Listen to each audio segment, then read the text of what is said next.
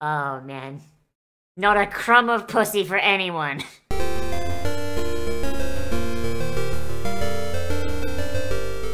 Hello there, ladies and gentlemen, and welcome back to another Sunday, which means it is time for us to finally get back to JuJutsu Kaisen. Holy shit, I am sorry I made you wait so long.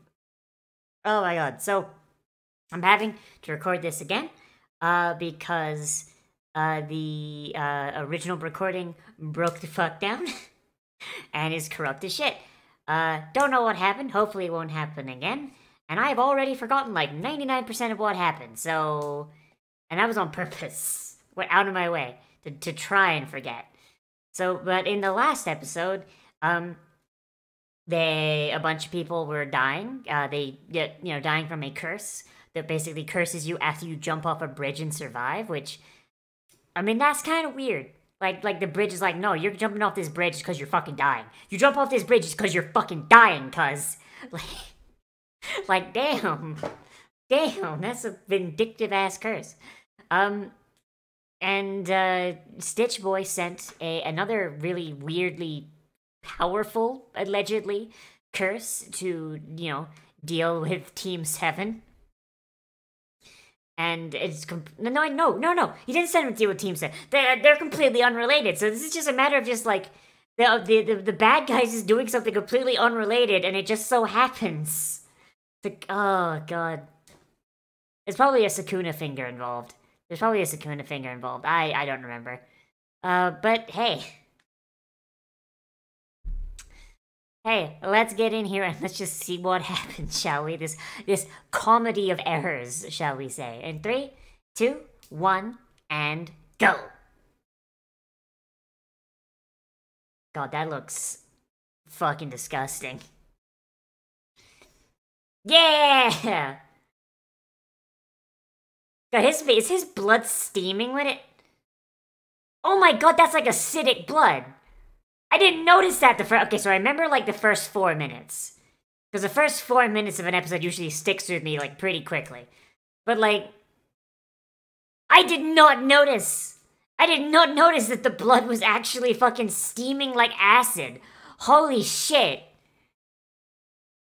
Like, at first I thought it was like, oh man, okay, shooting his blood, he's gonna run out of that eventually, but it's like, nah, dude, that's acid. Holy fuck.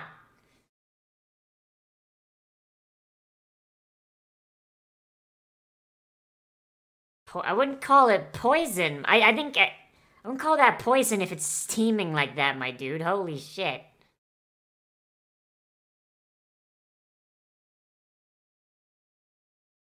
So why the fuck is this bridge demon? Why is it just a bunch of diglets?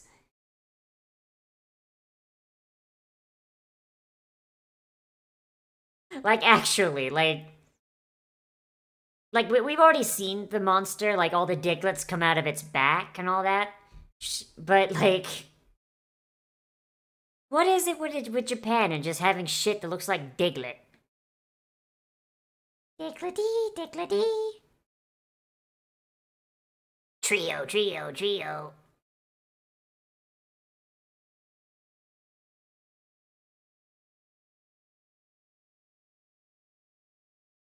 I mean, it's powerful enough to leave its domain and go hunt down fucking people in their mid-20s. Lakita.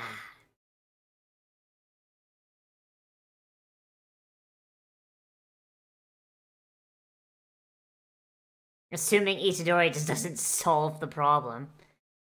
Hey, it's the boy!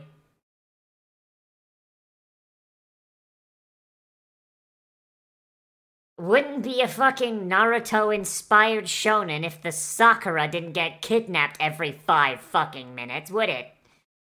Jesus Christ. Can she get a character trait that doesn't involve getting kidnapped? Because this keeps fucking happening.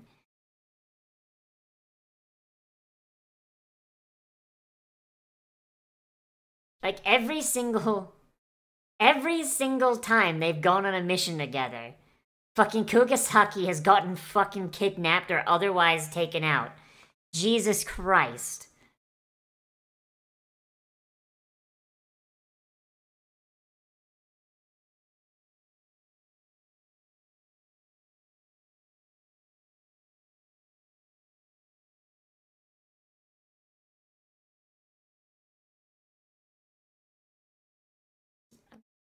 I do find it kind of weird that Megumi is not using any of his Pokemon.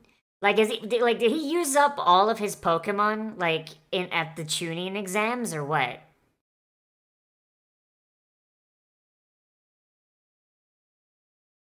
Disappointing. This man's out here, he's like, oh man, I grabbed the girl. Ugh, gross.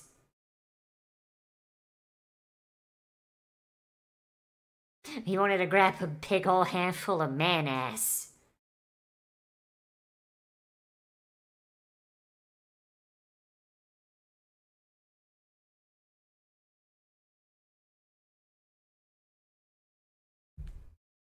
No, he's just an enemy stand user. He's passing through. It's fine.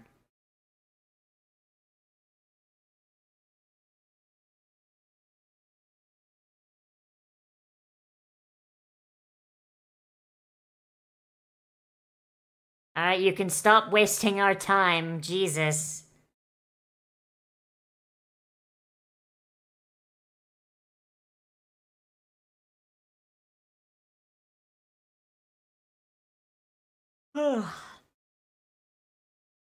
Finally, my man brought a Pokemon out. Like, how many of these does he, does he have to go, does he have to go out into the tall grass and get some more? Like, I wish they'd explain where he gets his Pokemon from.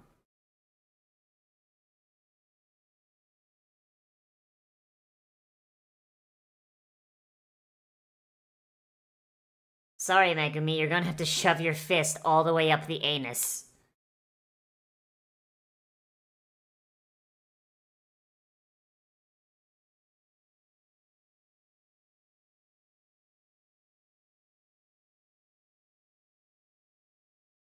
It was growing its power.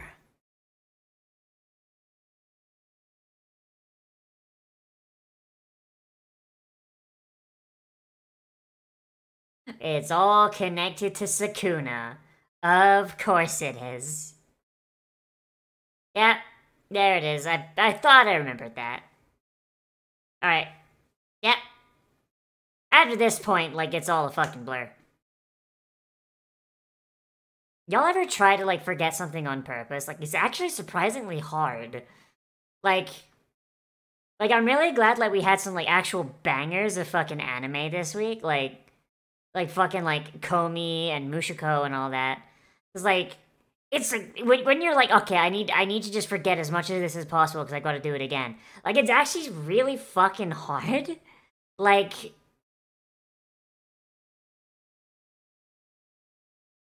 you know, like, just make the conscious effort. Just like, okay, I need to just push this out of my mind. I don't know. Anyone else have, like, experience with that? Like, I imagine not, because it's like a very... Feels like a very, like, oh, I'm doing a first impressions commentary fucking video problem, but... But there you go.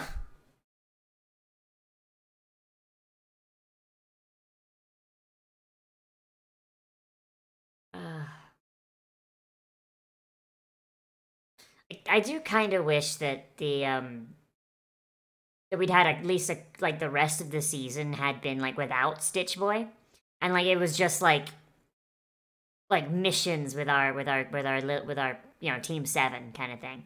Because I feel like individual missions just aren't really, like, you know, they're not really used much in things like that. Even, like, Boku no Hero doesn't really use them. That's another Naruto-inspired thing.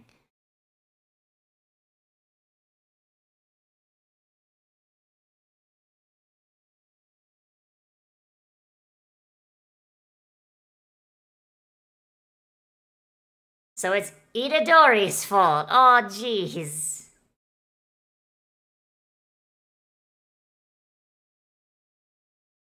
Damn it, Itadori, you killed all those people. Holy sh... How many cursed knives are you gonna lose, Megumi? Holy fuck. Like, Megumi, you're gonna to start paying for those fucking knives if you keep losing them.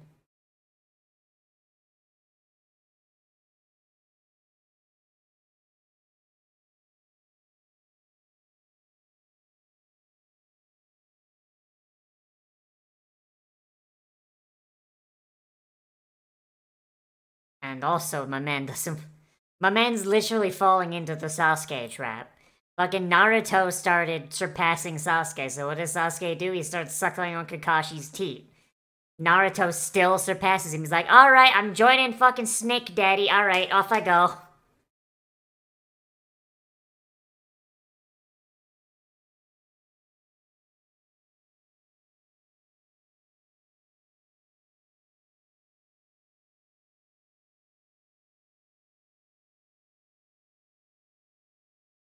Oh, that's a good fucking point, actually.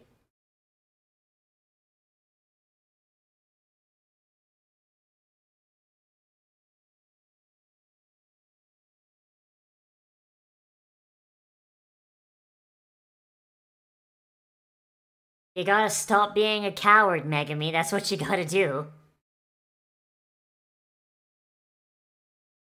You're too much of a team player.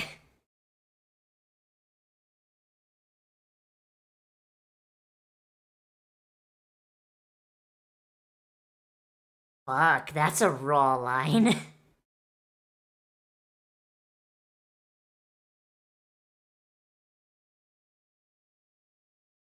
Like, I mean, his whole deal is summoning minions, so of course he'd have difficulty thinking as an individual, like, an individual power levels, when, like, his whole fucking gimmick is summoning stronger and stronger monsters, right?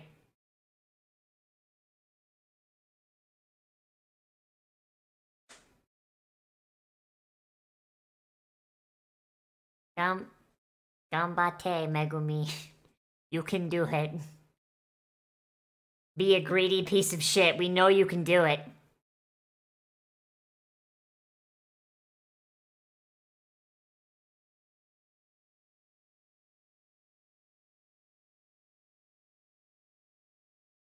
I mean, hey, that's polite of the fucking... That's polite of the monster, right? Just giving you a chance to... Giving you a chance, you know? Get back up, wake up so we can fight again.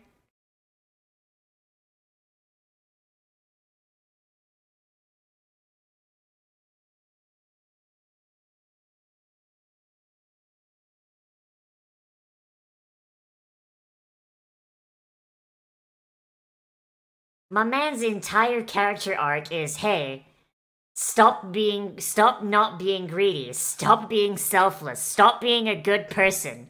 Aren't you tired of being nice? Don't you wanna go ape shit? That's this man's entire fucking character arc, and I am here for it.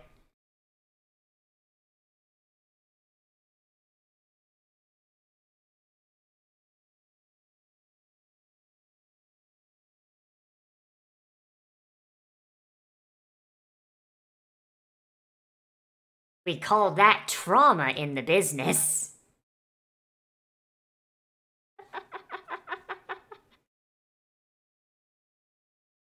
Chimera Shadow Garden!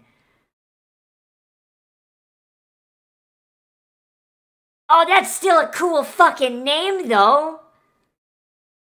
Holy shit, Megumi! Wait, did he just teleport? Did Megumi teleport or did he just move really fast?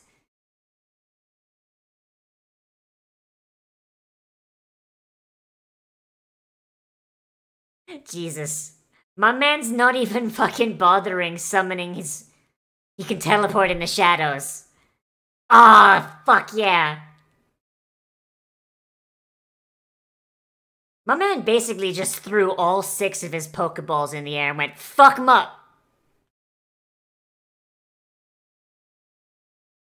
Just threw out all 6 Pokeballs.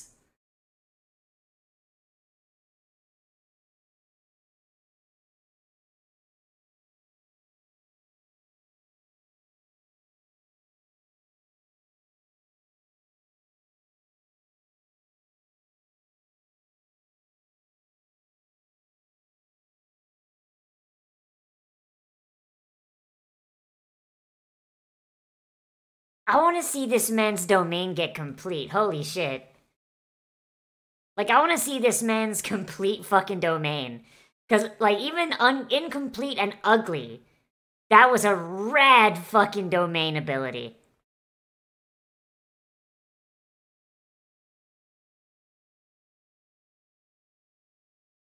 Good, someday you will be worth fighting.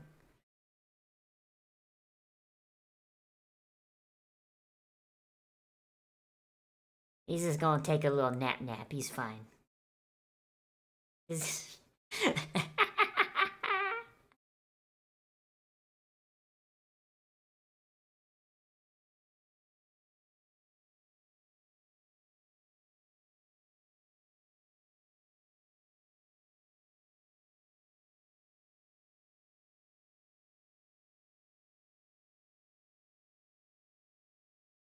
Jesus Christ. My man brought a jujutsu attitude to a fucking normie school. Holy shit.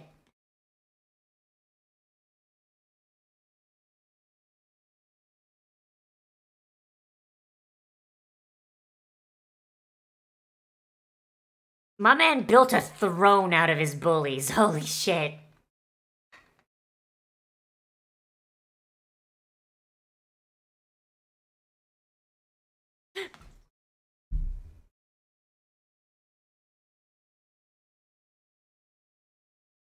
I mean, maybe if you wore glasses that didn't have spirals, like, made into the lenses, maybe you'd get a little bit more respect, my dude.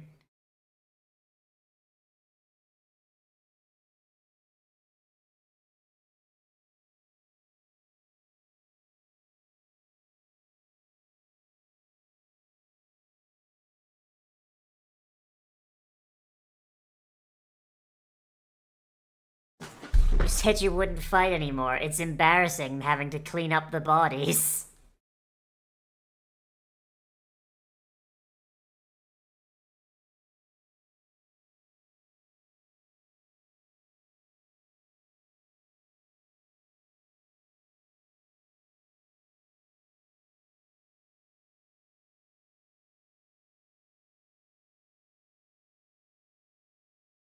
Yep. Chaotic neutral. That is the only valid alignment as far as this boy is concerned. With strawberry milk? Jesus Christ, girl. You really think he's gonna get that out of his hair?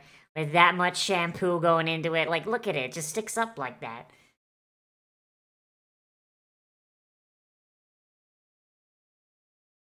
Oof.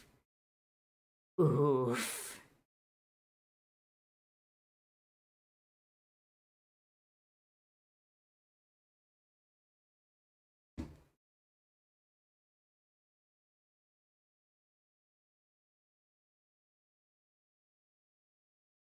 So congratulations, your whole life amounts to being a gun.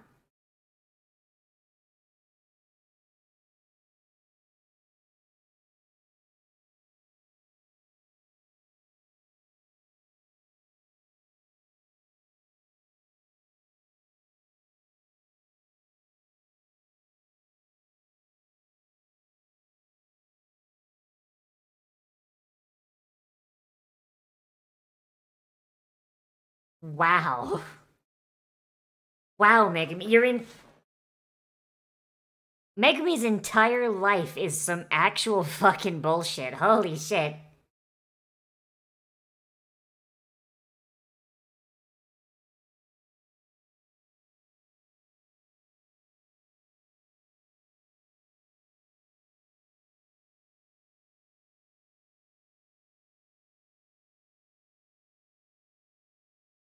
Megami's entire life is just absolute, like, fucking feels bad, man.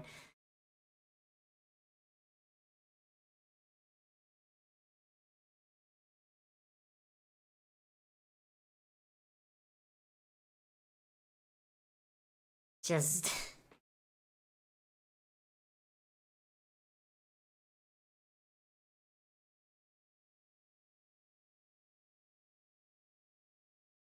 Sounds like she's a really good person. Fucking...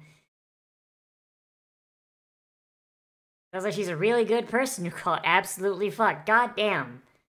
How do you make Sasuke's story even more fucking edgy and sad? well, have his clan be alive, but basically wanting to sell him into slavery, and then give him a sister he actually cares about that's just got a fucking uncurable lethal curse on her. Christ. That's arguably worse than him having no family whatsoever. God, get fucked, Sasuke. Holy shit.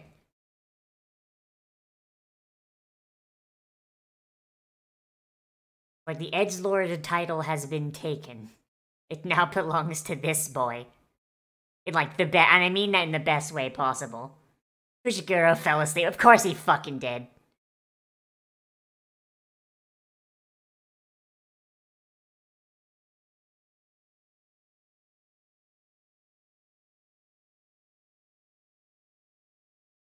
Yeah, but they're also asleep, so I mean, that's kind of a problem.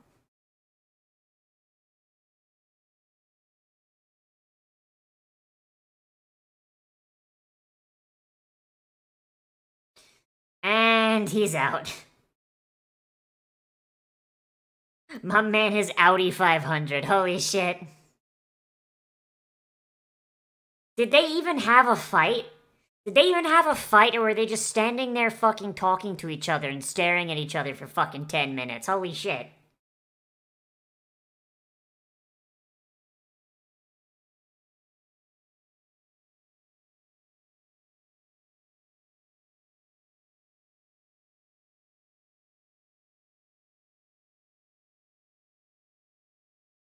What the fuck?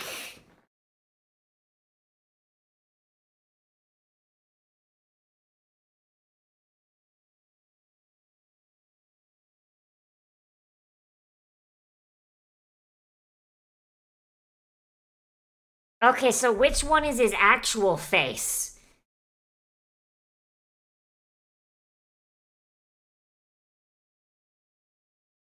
Okay, so which face is his actual face? Like, I'm assuming, like, the being called brother means that, like, they're from those same, like, fetus jars, right? So, the other one, he's got, like, the old face on top of his current face. Is that one the same thing, except it's less fucky-wucky? Like, the face on the back is like, the actual demon's face, and the human face is, like, leftover, basically, except it's less, you know, wrecked to shit.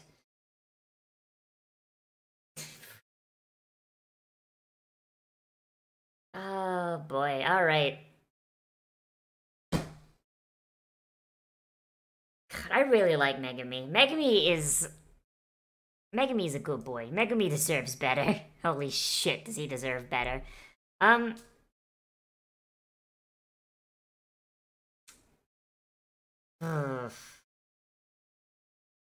Alright, so I'm trying to think like what exactly I want to say here.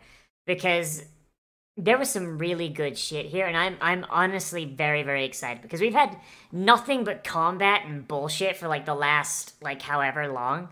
And I'm really glad that we actually have something good. Um, I also don't want to talk over the Juju scroll, so fuck. Um, alright, Juju scroll, give me it. Give me it over, hand it over.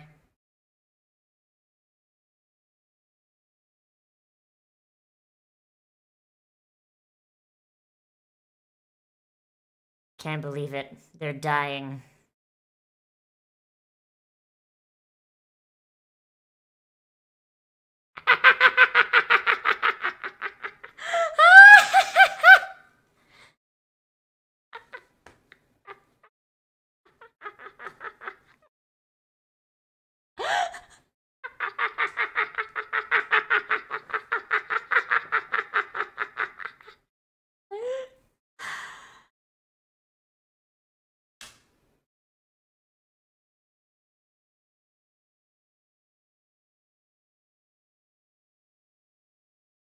If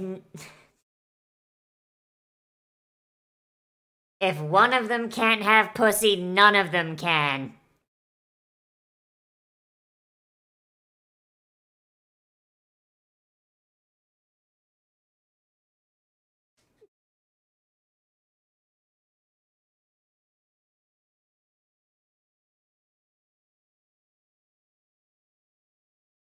It's the pact. All of them have to remain single until none of them are.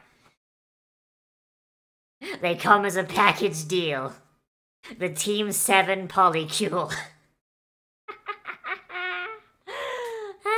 Okay, alright. Yep.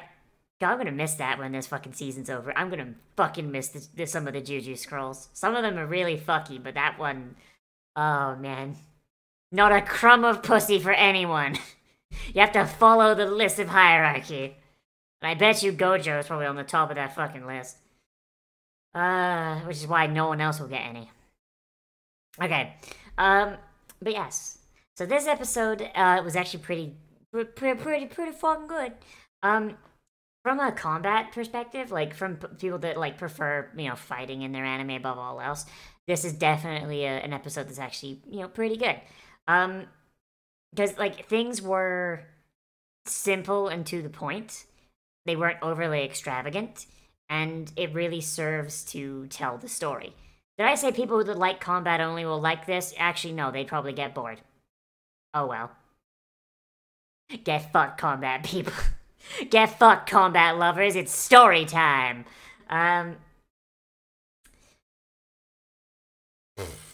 Yeah, so like the fighting was you know, relatively simple and to the point. You know, it's not overly snappy. I will say that there was some definite wasted moments where Megami, like, you have like a fucking 10-15 second like extended shot of Megami just kind of spinning through a field of Diglets, and that kind of is a little weird. I'm not a gigantic fan of that. But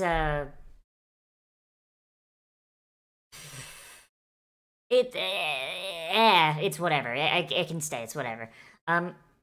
But like, the fact that they managed to take this episode from, like, okay, it's all the team working together, and they managed to take it down to, like, the Megumi show for an episode. I really like that, because Megumi kind of needs it. And we established last episode that his sister, was her name Sumiki? Is that her name?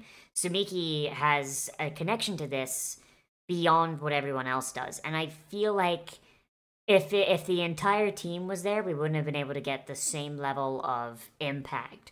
Because, like, Gojo in the flashback is 100% right.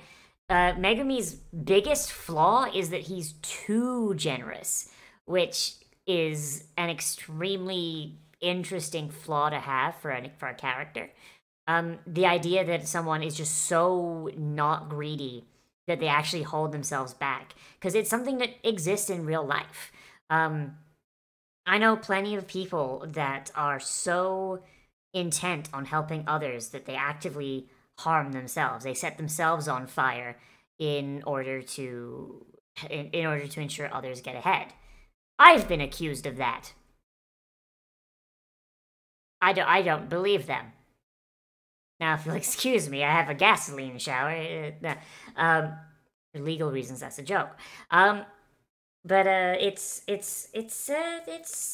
an actual really interesting thing, because it's not really explored all that often. Because as a society, both here in the West and in Japan, like you kind of have this idea that being generous, that being a good person, that being kind without exception is always a good thing. But humanity doesn't work like that. As a species, humans are a cooperative species. We get good feelings, we get the good brain chemicals when we help others, when we, you know, advance our tribe, when we do all these things that, you know, improve ourselves and improve others and help others and be kind, because that's how we evolved as a species, right? Like, we're a fucking tribe herd based animal. So that makes sense. And as a result, our cultures, for the most part, there are some exceptions, have kind of evolved in that way to encourage that sort of thing. But with the advent of the modern day, there's also a lot of societal things that encourage you to be, well, for lack of a better term, a giant fucking prick. And giant pricks, they very much take advantage of that kindness in order to advance themselves, taking advantage of kindness to stab someone in the fucking back and get a promotion, or some sort of bonus or like reward that they don't really deserve at the expense of someone else. And as a result, we've kind of hit this point as a society where being as kind and generous as some people are, because there are different levels of it, and some people are more generous than others.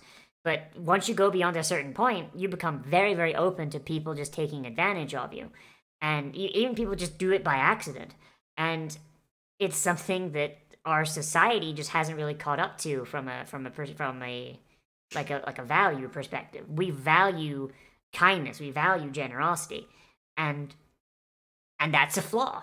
And it's a really cool thing to see in writing because it's never really done. And Megumi, I feel like, is the perfect character to have this, because if you look at his immediate surroundings, his immediate friends, which at this point is mostly just Itadori and Fukushiro. No, Fukushiro is Megumi's name. Kinda, I keep wanting to call her fucking, I keep wanting to call her Sakura. What the fuck is her actual name? Kugisaki, is that it? Kugisaki, that's her fucking name. Why do I have such hard time remembering her fucking... I keep wanting to call her Sakura. Yeah, so, like, Itadori and Kugisaki are basically, like, his main fucking friends right now. And it's... And they're both really fucking kind people. Like, you have Itadori, the lovable fucking moron, and then Kugisaki, the brash but still kind, like, country girl. Like, they're really nice people. And as a result, they benefit from his generosity, but at the same time, they also hold him back because they have, Itadori especially, they have very, very, like, high skill ceilings, I guess, for lack of a better term. Like, the amount of power they can gain is so infinitely fucking high. They don't really need the help. And so if he, like, sacrifices his own progression to help them, then he's just going to get left further and further in the dust. And it's something that the show recognizes, and they made that his thing. Like, his unlike Sasuke in Naruto, where Sasuke is a absolute fucking prick and was a prick for the entirety of the fucking show, and still is in the fucking sequel show. Naruto growing stronger than him was completely divorced from Sasuke's arc, so building Sasuke's arc as the rival to Naruto didn't really work, and it just led to just Sasuke just being a prick for no fucking reason a lot of the time.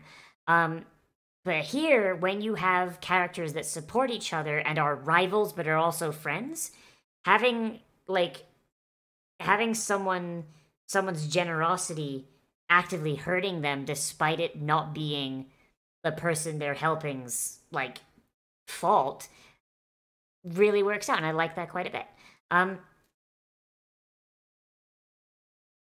I feel like this is a novel conflict. It's a novel read of this sort of character arc, and I am really excited to see where it goes, because I feel like our boy got a big power boost here that maybe has brought him a little bit closer to Itadori on the power scale. And it's really good. And of course, we got a little bit more backstory, but we already more or less knew Fujisaki's backstory. No, Fujisaki's backstory? Or Fukushiro? Fuck! I keep doing it! Fukushiro, Megumi. I'm gonna call him Megumi. I'm not gonna use his last name. Fuck it.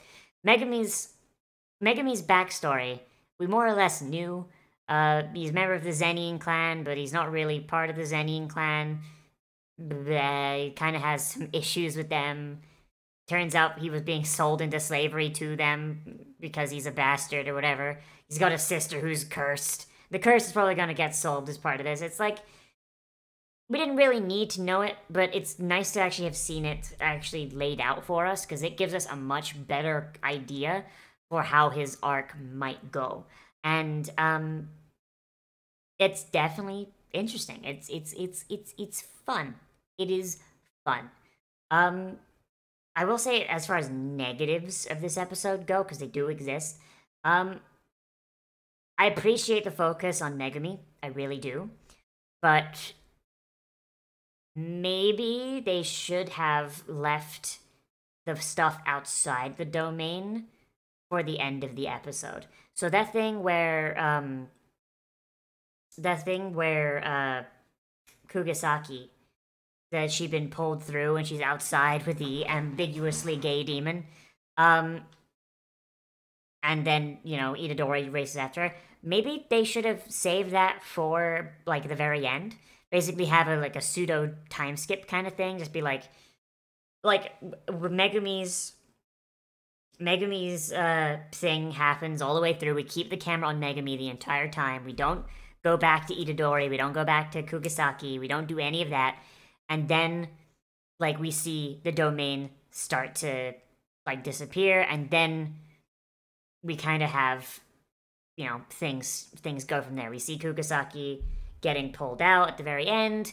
As kind of maybe you have like a little like earlier thing on the screen, but I don't think you'd really need that.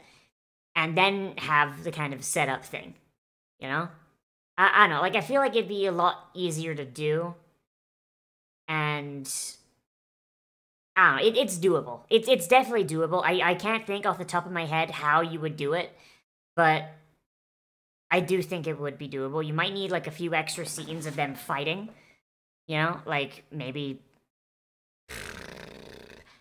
I don't know, maybe, you know, I don't know. I'm not going to say it because whatever I'm going to say is not going to be as good because I'm literally coming up with it off the top of my fucking head. Point is, bouncing back to Kugisaki and then back inside fucked the pacing up a little bit. Like I feel like we should have just gone straight from prioritize Kugisaki, go after it, I'ma get these fuckers. I feel like I feel like that would have been a little better, and we probably could have, you know, removed the fucking 15 seconds of Diglett smashing. But yeah, beyond that, like that's like my main issue. The main issue is that the pacing kind of stumbles a little at the gate, but it does pick itself back up again, and it does work really, really well for the rest of it. But that's all I got. So let me know what you thought of this episode down there in the comments, whether you liked it, you disliked it, or if you want to bring up something I forgot to talk about, which is entirely possible. Oh boy. Remember to like, comment, favorite, subscribe, share social media, tell your friends, hit the share button down below if you want. You can always support me on Patreon or via Stream Elements, which is linked down there in the description and on the end card. If you want more content from me, then I do try and post anime every single day at around noon. I also try and live stream every day at around 3 o'clock. I'm going to be streaming Final Fantasy XIV in a few hours. That should be linked up in the right-hand corner and on the end card as well. And hopefully I'll see you guys there. We are past the Endwalker story, so if you're playing that yourself, there shouldn't be any spoilers. We're basically just going to be doing role quests and getting into the raid. So, you know, nothing real spoilery. You know, it's fine. So, yeah, feel free to come on by. And, yeah, that's all I got. As always, I am Nozz the Goblin. And I will see you in the next video. Most importantly of all, become a goblin today. And I will see you a rune.